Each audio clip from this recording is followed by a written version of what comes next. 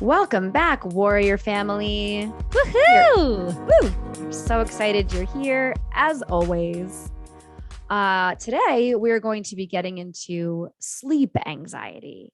And this idea kind of spawned from a conversation we had with one of our previous guests, Lauren Cheedoff, and she brought this up. And I know, Abby, you and I have talked about your sleep anxiety quite a bit over the course of our friendship.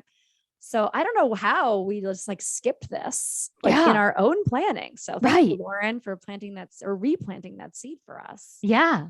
It's so every day, it's just who I am. So it's not even sleep anxiety, even though it really is. Yeah. Yeah. So we're going to be sharing a little bit about how we feel about sleep, our relationship to sleep over the course of our life and how it's changed. And certainly how anxiety plays a role in our ability to fall asleep, stay asleep, thinking about going to sleep even. All right. So I'm going to lead us off today. I was always a napper when I was a kid. And I'm still a napper. 39 years old. I believe hard in the nap.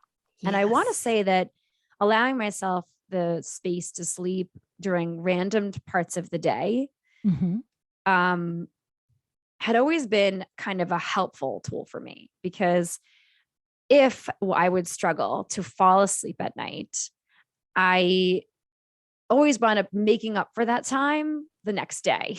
Or I felt like I still got an adequate amount of hours or somehow because I was able to nap. I love sleep. Yes. Maybe we should just start there. I love sleep. Sleep is just when I'm anxious about anything, it's let's just take a nap. Let's just put on comfy clothes and lay on the couch or get back into bed and grab a blanket and a heat pack or something toasty warm and take a nap or just rest. It's permission to rest. And so my relationship to sleeping has always been a love affair, just loving sleep. Certainly as a kid, and then when I became a teenager, not that I hated sleep because I was always exhausted, as most teens are, but I was always worried about missing things when I was a teen. And so it was my best friend and I would stay up until 4 or 5 a.m. on the phone. Even if we both passed out, we would both sometimes sleep with the phone, on our ears. Yes. And then 2 hours later, she'd be driving to my house to pick me up for school.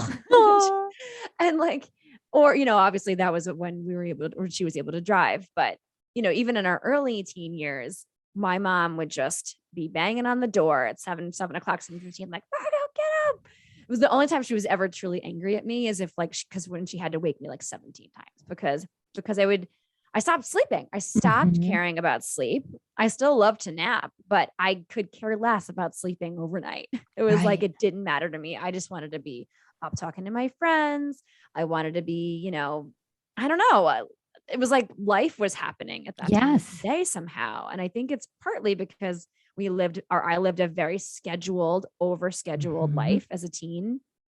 It's wake up, go to school, be at school all day. Then I had at least 2 to 3 after school clubs. Then I had dance for 2 hours or more. Then it was homework, dinner. And then, by the time it was bedtime, it was but I have to connect with people now. I have to connect with people in a different way now. Right. Yeah. And so, I stopped caring about sleep a little bit, but I will say it really was never troubling to get to sleep. Once I was ready to sleep, I was able to do it. And then as an adult, everything kind of changed a little bit. I wouldn't say I gained more anxiety, but I did start to be a lot more mindful about, okay, I need to stop doing X, Y, and Z by this time because I literally have to keep tiny human beings alive tomorrow. Yeah.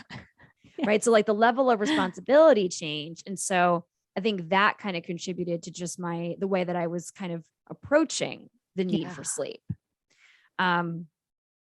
And everything was kind of and is mostly kind of hunky-dory when it comes to sleep. However, the one time that anxiety creeps in when I'm sleeping is when I wake up for whatever reason in the middle of the night. So like after I've been asleep for 2 to 3 hours over the past 2 years, maybe it's just partly pandemic related. I really have no idea, but I've been waking up at any time between 3 and 5 a.m. Yeah. And then I've been struggling hard to get back to sleep. Yes.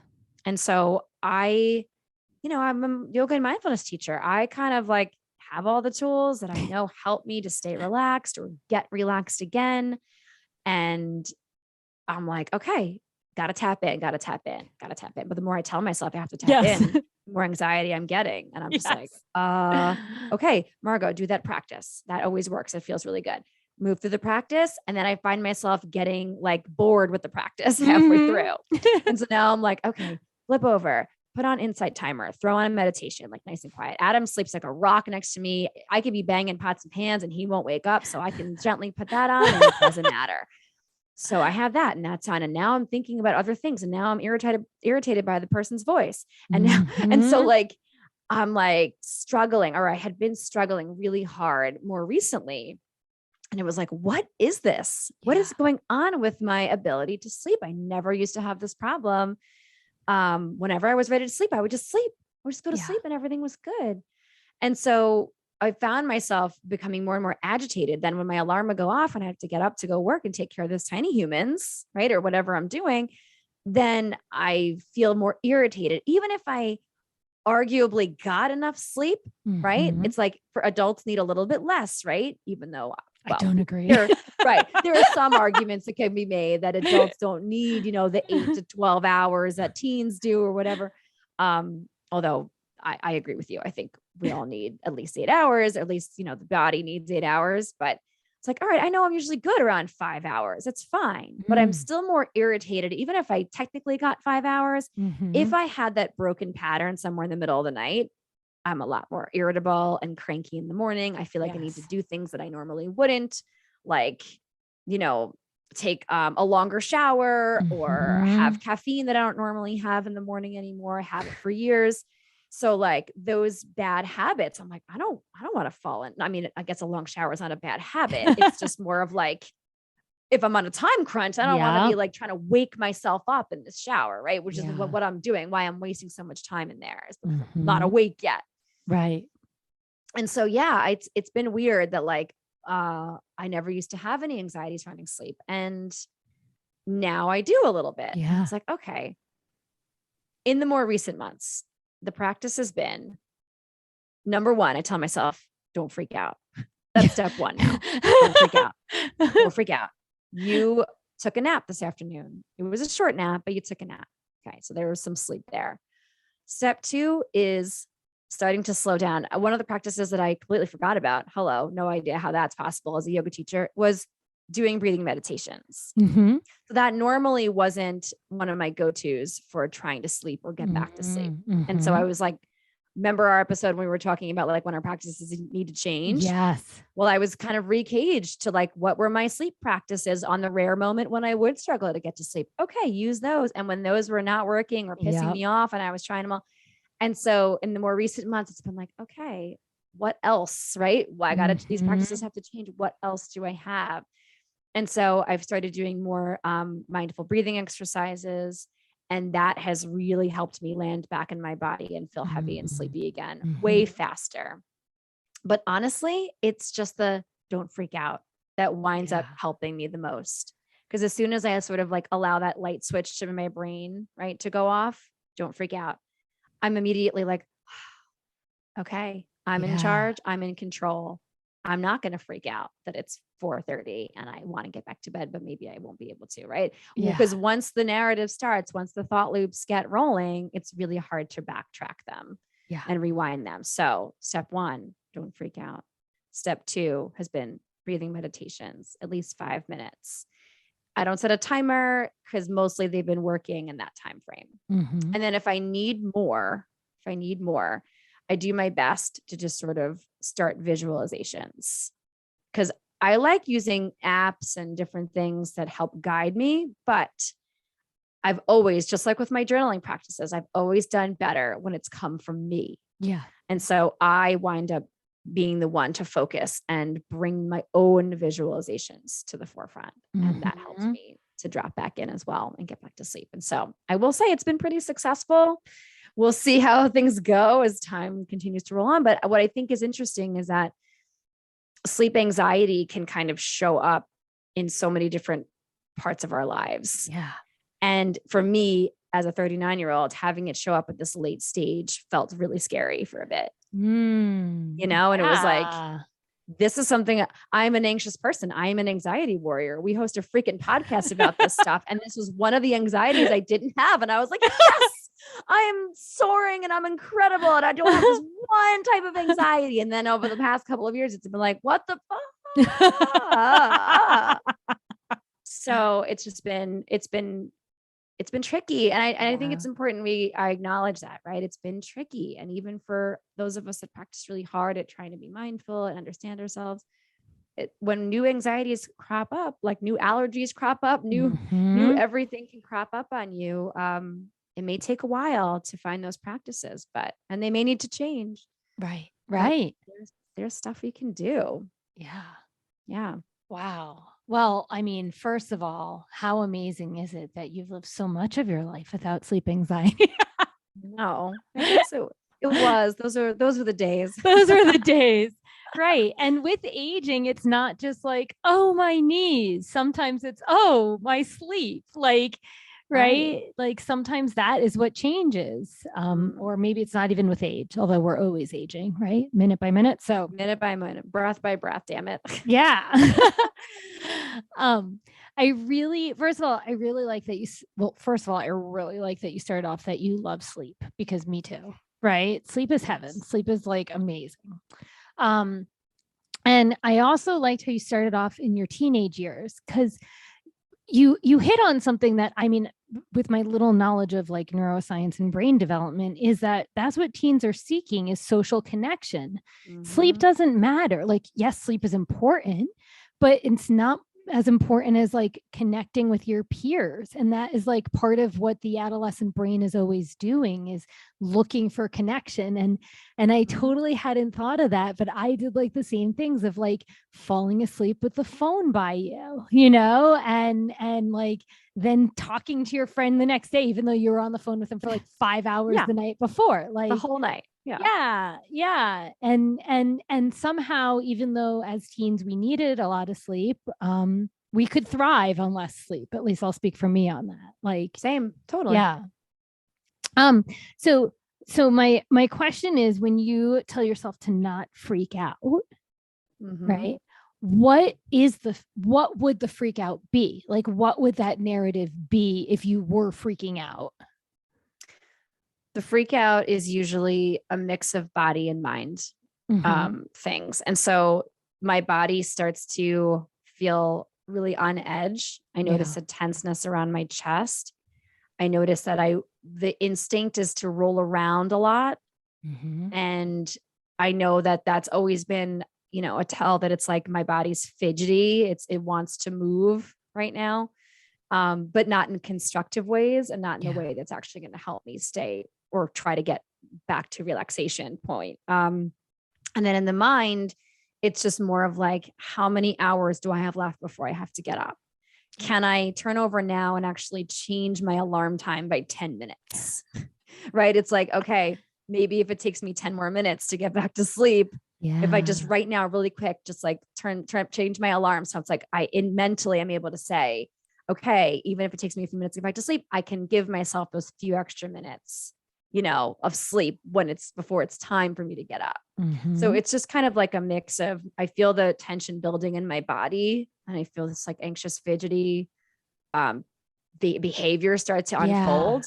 And then also the narrative just shifts to like, how am I going to function? Right. How am I going to function tomorrow without X amount of time sleeping? Even though I still nap, I nap all the time. I don't nap every day anymore, but at least 4 days a week, I'm taking at least a 15-minute in the middle of the day at some point, even if it's short-lived. So are you napping because you're tired, or are you napping because you enjoy sleep when you want to rest and restore? Is there, what is the, It's different every day. Yeah. But yeah, mostly it's because I want to restore. It's my way of restoring and getting back to your normal, getting back to baseline. Yeah. It's like recalibrating So or something. Yeah. yeah. It's like, and I know because I'm pretty good. Like once I hit the couch or the pillow or whatever, within a few minutes, I'm going to be out. And so like, I know myself, I know what time I have too. Yeah. So it's like, all right, if I lay down at this time, I only have till this time. And so if it takes me like 10 minutes to fall asleep, I still get 30 minutes, right, of a nap. And then I wake up and I feel better. Right. And so it's sort of a pattern that has consistently felt supportive.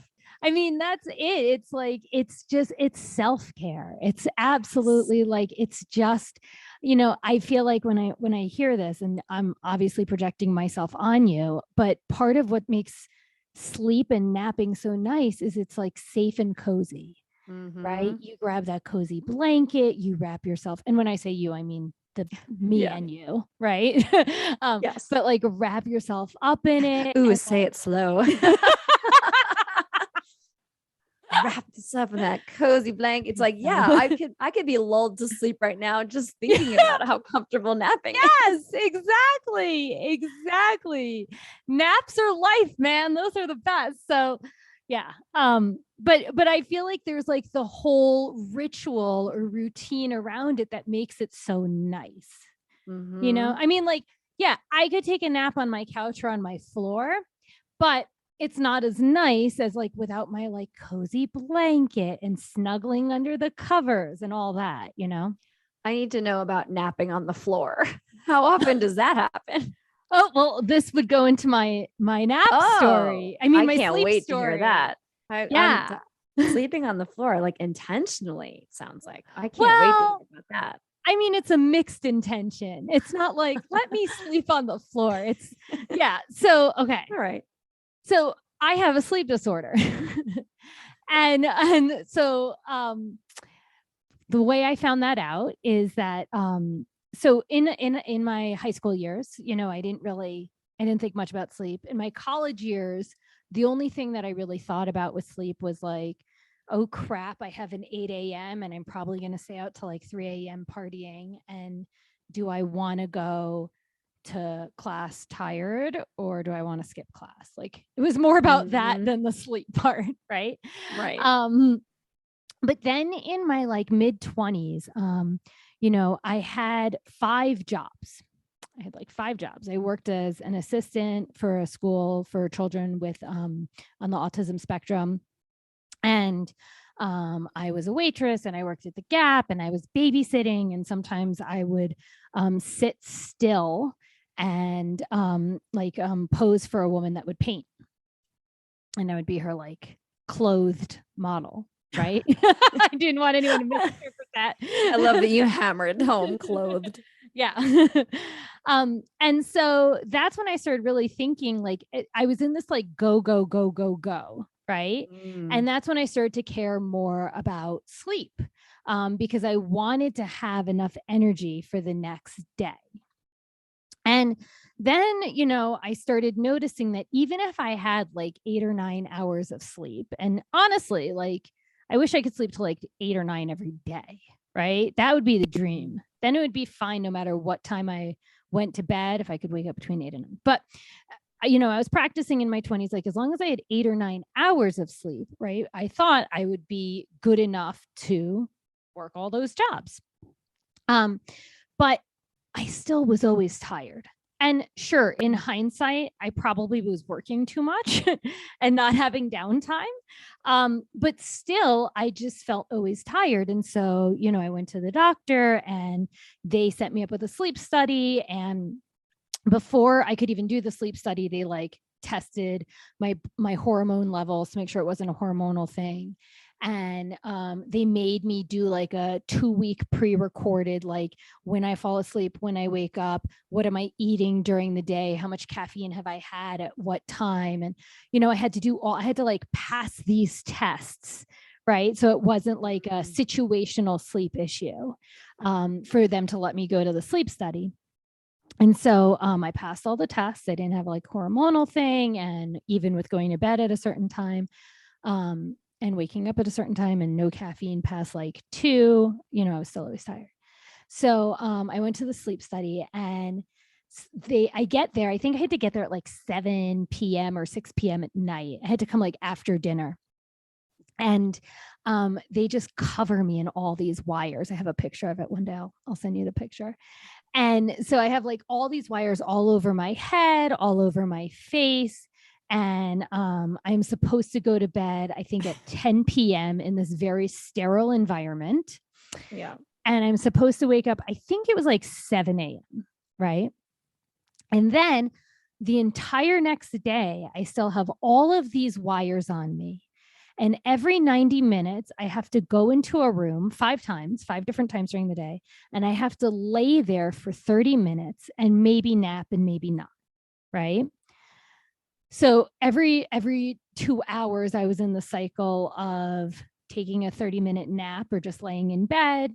And then getting up, hanging out for 90 minutes in this lab, right, place. They had like TV. I'm walking around with all these wires. I have to carry this box with me that all the wires are connected to and do this like 5 times. And what they found out was, yes, I have a sleep disorder, but they don't know what it is. They call it idiopathic hypersomnia. And they were pretty amazed that I could, every time I had to take a nap, I fell asleep. And I fell asleep like where like my brain, I'm going to say that I don't remember. I should have read the sleep study before we talked about this. But like basically I fell asleep within like 6 minutes where my brain was like in REM sleep or something, which is kind of similar to narcolepsy. But they didn't diagnose me with narcolepsy, and I don't have narcolepsy, but I have similar patterns to narcolepsy, which ties into falling asleep on the floor. Because sometimes when I just am super tired, I literally can't focus. And if I'm sitting on the floor, right, it doesn't like, right, I don't just fall out of my seat. You're not just falling over like narcoleptic people. Yeah. And sometimes just, it basically looks like they're fainting. Right. But they're falling asleep. Right. But for me, it's like, I'll be like doing work I like sitting on the floor to do my work, and I'll be sitting on the floor and then I just like fall asleep. And then I wake up and feel like a lazy person, even though I'm not. Right. So that's part of the anxiety. Is part of my sleep anxiety is feeling like I can't function well without enough sleep, but also the feeling of laziness when I just like fall asleep during the day unplanned, you know? So things that helped me were, I got more into like yoga and mindfulness in my mid-20s. So that kind of supported me on the journey. And I got more into like kickboxing later in life. And this all actually helped me with falling asleep at night, right? So falling asleep was never really a problem for me. It was if I wasn't going to get enough sleep. Right. And so if it was like midnight and I knew I had to wake up at 7 the next day, I would be calculating, oh my gosh, I'm only going to get 7 hours sleep. That means this, I'm not going to be as, patient with people, and I'm going to be rushed. And I'm like, and I would tell myself all these narratives. But the falling asleep was never a problem as long as I had like my strict boundaries of like climbing into bed between like 9:30 and 10 if I knew I was waking up at 7. But then when I went back home to help care for my dad, I still had jobs in New York City. And I'm staying and living in Woodstock, and I'm driving to the city for my like 8:30 a.m. classes, which means that I have to wake up by 4 a.m. to drive to the city. So then again, it was like the spiral of sleep anxiety again, because like over calculating, okay, on Wednesday nights, I need to go to like into my bed at 7 so that I can fall asleep between 7:30 and 8 p.m. So I'm good enough to wake up at 4 a.m. to get ready to drive 3 hours to Queens, right? Like there was always this calculating. And the fear was if I got under 7 hours of sleep, I wouldn't be my best self. Whatever that means. I wouldn't be able to focus. I would be scattered. I would have lower self-esteem. I would be less kind and compassionate with other people and less kind and compassionate with myself. And so what really just, shows up with me and sleep is it's always calculating. It's always, even if I'm not like talking about it or anything, it's like, if I know I have to wake up at 7:30, there's always the calculating of what time I need to be in bed and what time I want to be falling asleep by so that I feel better the next day. Right. Yeah. So like some things that have like helped me, right? Because things change over the years, like you said. And, you know, when I knew I had to go to bed at like, you know, 8 a.m. or 8 p.m., like some of the things I did was like, I took melatonin or CBD to help me fall asleep. Like on those times where I had to fall asleep at an earlier time, I would do something like that. Sometimes it was like, I would have a hard time falling asleep because I actually had anxiety about something else. So I would have to like deal with the anxiety over the other thing before I could fall asleep. Right. It's like, okay, mind, what are you working on? What's, you know, or sometimes I'd be like excited and then I'd be like, okay, excitement, let's hash this out because I want to go to sleep. I'm going to start feeling anxious, you know? Okay, then, excitement, time to wrap things up. Yeah. Like you feel good and you're right. I am excited, but also shut up. We can do this tomorrow. Like, this is going to turn out really poorly if you keep me up, you know, it's not going to be fun. You know, and then, you know, as in recent years, I've actually had more insomnia where I have a hard time falling asleep. So sometimes I don't fall asleep till like 2 or 3 a.m. And sometimes I do the guided meditations and sometimes I do my own practices. And sometimes I know I'm not supposed to do this, but I grab a book and I read in bed. I know I'm not supposed to do that, but screw that advice. Yeah. Sometimes I just know. I'm like, oh, okay, I'm going to have insomnia tonight. I know it. Like you feel it. And so I'm like, all right, I might as well plan for this. Right. And then, And then sometimes I just scroll on my phone, which I know is like, oh, don't do that either. Right. But sometimes that's just what I have to do until my body's finally ready to sleep.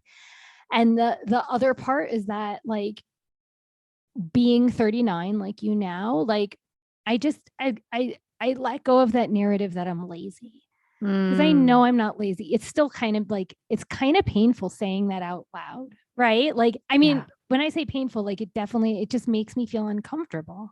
But I let go of that because I know I'm not lazy. I know that. Maybe I require more sleep than people. Maybe I have some type of sleep disorder and I should get it looked at more.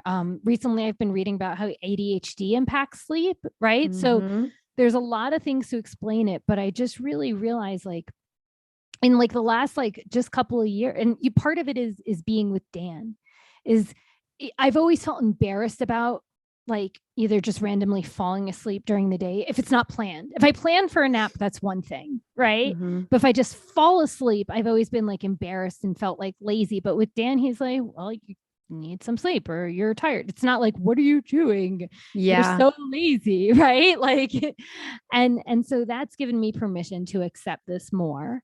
And then just ultimately knowing that one, if I don't get enough sleep, I can find time during the day to sleep and give myself permission. And two, it's okay if I'm not my best self every day. Oh, so good. So good. I mean, it really, I love, first of all, your story has so many layers to it, some of which I could relate to, a lot of which I can't, which is always what makes this our conversation so interesting. So my first question was, how long was this sleep study? So was it over the course of 24 hours? Was it 18 hours? Yeah, I'm pretty sure it was like almost to a T 24 hours. Like I had to show up. It was after dinner. So I think it was at 7 and it was like in Albany, New York.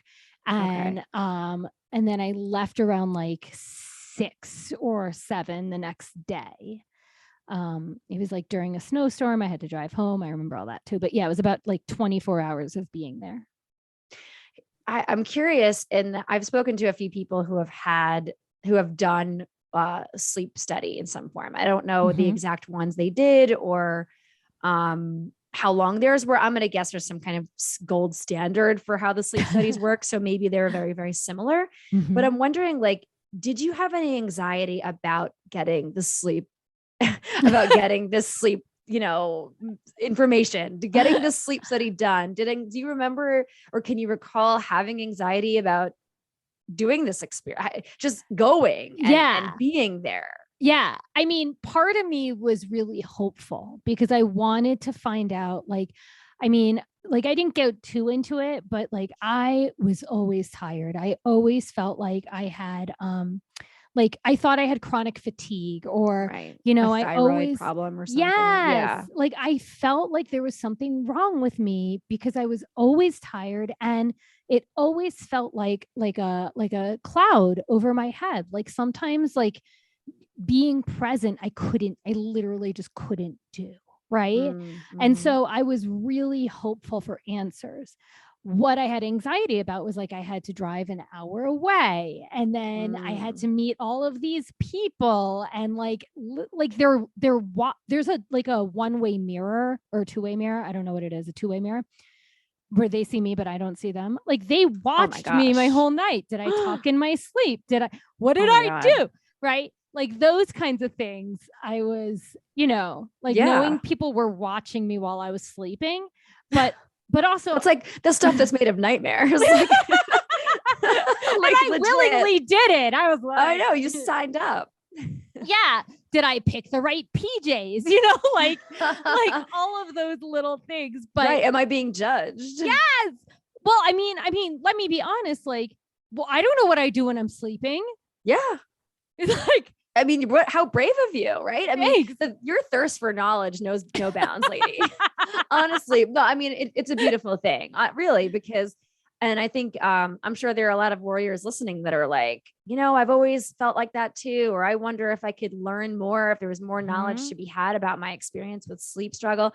And so, you know, Abby did it, you know, out there might be worth looking into and checking into. I also love that you brought up feeling lazy and like what it sounds like was a certain level of low grade shame surrounding your need for what I wouldn't call extra sleep, but what it sounds like your narrative was telling you was normal people, quote unquote, air quotes, don't need as much sleep as I do, or normal people, quote unquote, can function better through their day on less sleep than me, or maybe they don't feel as exhausted. And I just love that you share this because I feel like it's relatable. I know I could relate to it pretty hard. You know, growing up, I was always not encouraged to nap, but like napping was part of my life. However, my parents were really, really like, go, just busy all the time, work and, you know, stuff around the house and doing this and doing that. And so they never made me feel guilty about napping or needing to nap, even when I became an adult, but still lived in their house. Right. And like I had my full-time work schedule and as a grad student and whatever before I wound up moving out. But, you know, I still wound up feeling like a level of like, oh, if somebody walks through the door, I have to get up and pretend like I'm just asleep. Right. And I love the part that you brought up about being with Dan or just, and he kind of reflecting back to you like, no, you're just tired and it's okay if you're tired. And it has nothing to do with your level of drive or ambition or like success. It really, and if anything, it's going to help you be that much stronger and better and more capable because you're allowing yourself the self-care, the time you need to be, the time you need to relax and rest and offer yourself what you need in that moment. And if that thing is sleep, then good job. You're doing what you you're meeting your needs. Right. Pat yourself on the back. Good job. Like, you know, so I love that sort of came full circle. It was like, you told yourself, actually, this has nothing to do with me being lazy. This has everything to do with me just having a different lived experience than other people potentially. Right. You know? Right. And I mean, that's it. It's like, I don't know where I got the messaging. I definitely didn't get it from like my parents. I feel like I got it from like society. Yeah. I was just about to say it's conditioning. It's our work life here in this country and in many countries. Right. And it can be exhausting being in this country, even without anxiety. But then with anxiety and ADHD, it's like, geez, I need a break. Right. Like my body's like needs to like fall asleep on the floor. Right. And and it's taken and still, even still, like I know I don't need the reassurance from Dan and I know I don't need the reassurance from you. Right. But it helps immensely because it's so deeply ingrained, like, oh, you're lazy if you fall asleep during the day, or, it's just so deeply ingrained. And it's like, it's like shame. It's like, you should be more productive and contributing to society. And it's tied to our worth somehow. Yes. Which is so not the case. My other question, you kind of said that when you were having that insane work schedule, or when you knew you had to get up super early to drive from Woodstock to Queens, or that you kind of had the narrative in your mind of like, I know I'm going to be more impatient, or I'm going to be less compassionate, or not so kind to potentially others, and certainly myself. So like, I'm wondering, was it ever the case, or do you think reflectively it was ever the case that you kind of, because you planted that seed, right? Yeah. That it came true because of that, as opposed to just like, what would happen almost? This is more of just like, what do you think would happen if you didn't tell yourself, I'm going to be less patient tomorrow because I'm getting less sleep? That's a really great question. So first of all, it didn't always come true, right? Yeah. First of all, didn't always come true. So the other part is, I definitely do notice when I'm tired, I have more difficulty or more challenges around regulating my emotions. Right. But what I would say is that I could still regulate them in professional settings. It was more like, if I was tired and I'm driving 3-hour commute one way, I might lose it a little bit more in the car, like screaming at other drivers, which is another episode we'll do at one point, is driving anxiety. But so that was really what would happen, is oftentimes the narrative didn't fully come true because I could still regulate in professional settings. But when I wasn't around other people, I would get more easily dysregulated. But when I have more sleep, I have more patience for things like traffic. Yeah. No, that's interesting. I wanted to ask because I know that that's one of the narratives I've had myself. When it's like at the middle of the night and I'm up for no reason, or for a reason, probably. But for me, it's like, oh, why am I up right now? Like, what happened? I was doing great. But then it's like, you start to preemptively say, I'm not going to be my best self tomorrow because I'm awake right now. Right. And it sort of can almost plant the seed for like what your day might be, even hours ahead of it. So I just was wondering kind of how that showed up for you. So interesting. I know. So interesting. I know. It really is. It's crazy how it's taken us this long to talk about sleep. So one of our favorite things. One of our favorite things. Like I used to say, and we're talking to the robe queen here and the blanket queen. I know.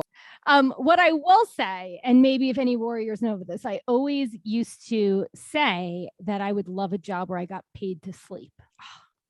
Sounds so good. Warriors, can you help us with this? We love our work. Yeah. We'll keep podcasting for sure. Just like a part-time job. Yeah. I mean, there's got to be something out there for us. Yeah. Non-lazy, sleep-loving, anxiety warriors. Sounds amazing. Sounds so good. Yeah. Maybe we need to create the stuff. I don't know how or why, but if you all have any ideas, let us know. Yeah. We can all go into it together. Yes. As a community. It could be a community effort, a warrior effort. Sleep productivity. Yes. All right, warriors. So we have an active practice segment for you all today. We do. Active practice. So active practice. It is one of our personal favorites. Yes. It's called many different things. It's progressive muscle relaxation.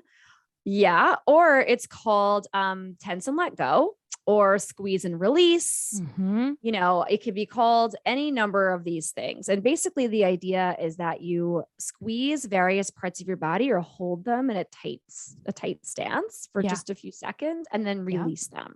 Yep. And so I know I like to do this practice when I'm laying in bed.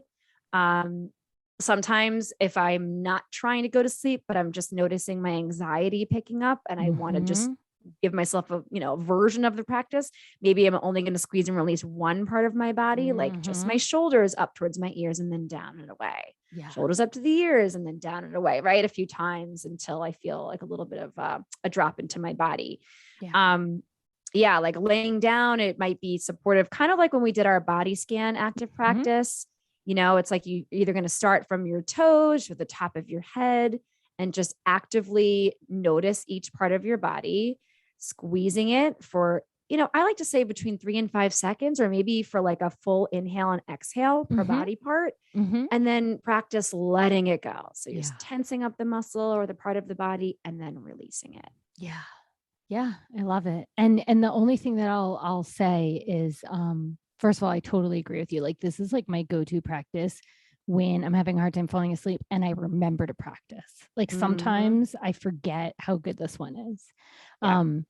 And this is like one of my favorite practices teaching kids. And the only thing that I say a little bit different is sometimes kids like squeeze way too hard where their bodies say, ow.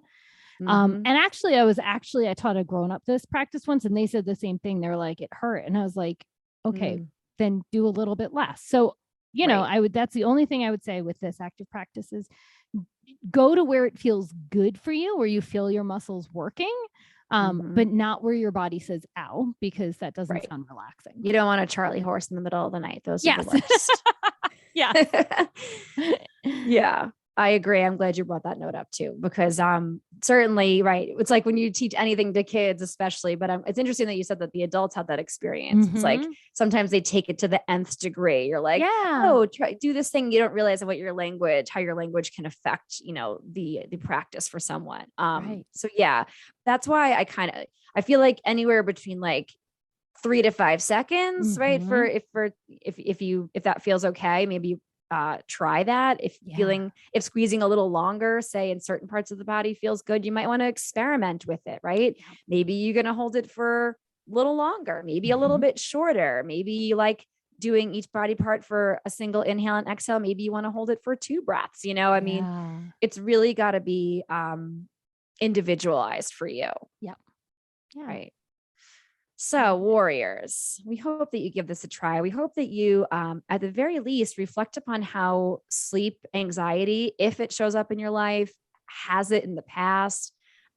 Maybe you could even reflect on it with family members. It might be a fun conversation starter to have with your kids. What does sleep mean to them? What does sleep mean to you? Obviously, we are obsessed with sleep. Yes. Maybe you don't have those kinds of thoughts about sleep. So just take the time today or this week to think about, or perhaps journal on, whatever feels good, bullet points about how sleep anxiety shows up or doesn't show up, and perhaps give, this progressive muscle relaxation a try if you feel like you're in the middle of the night trying to get back to sleep or trying to help yourself to fall asleep.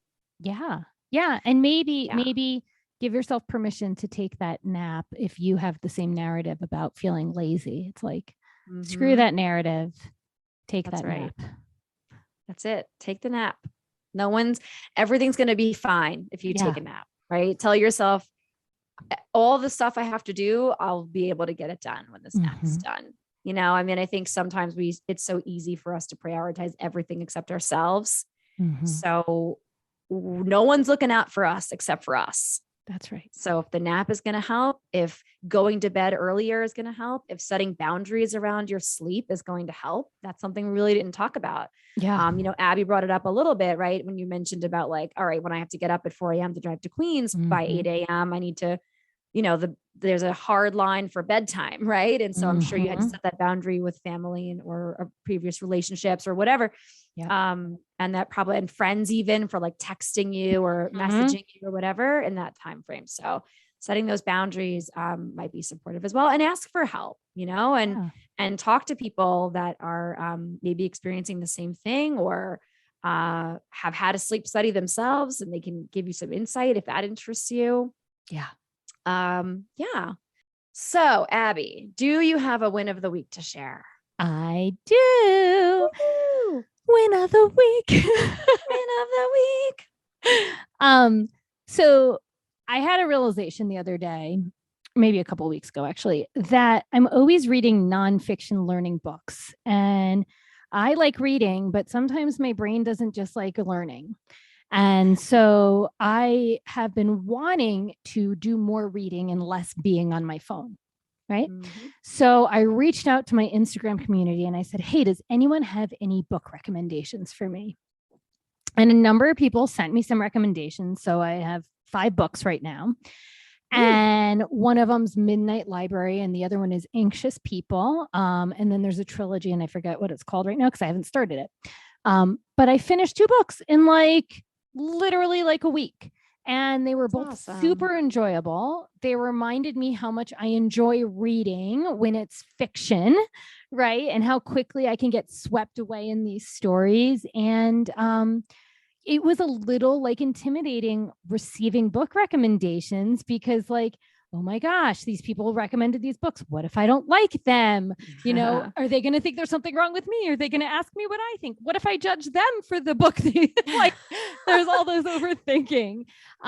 But I really enjoyed them and I'm going to start my trilogy tonight. And it just feels like a really good win because also last week I was down 15%. I was on my phone 15% less in the last week. And I've been replacing that with reading. So that felt like a big win. That is awesome. I love, love, love this win of the week because I'm obsessed with reading.